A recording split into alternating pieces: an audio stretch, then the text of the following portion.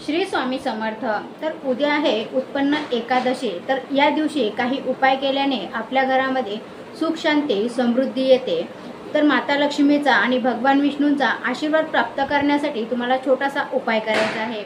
तर तुम्हाला तुळशीजवळ 5 तुपाचे दिवे प्रज्वलित करायचे आहेत आणि दिवे लावल्यानंतर माता तुळशीला प्रदक्षिणा घालायची आहे। प्रदक्षिणा घालते वेळी ओम नमो भगवते वासुदेवाय नमः या मंत्राचा जप तुम्हाला करायचा आहे। मंत्राचा जप तुम्हाला 108 वेळा करायचा आहे। एक माळ या मंत्राचा जप करा। तसेच घरामध्ये खूप क्लेश आहे, भांडण आहे, कटकटी होतात, तर तुम्हाला शालिग्रामची पूजा करायची आहे।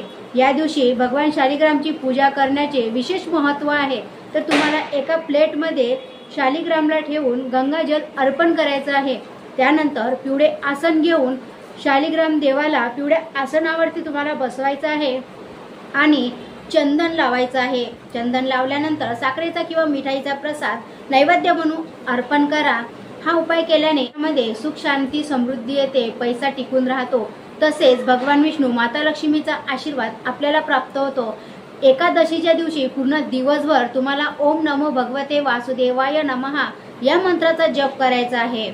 तर माहिती आवडल्यास चॅनलला सबस्क्राईब करा, शेअर करा, लाईक करा। भेटूया नवीन माहिती सोबत। श्री स्वामी समर्थ।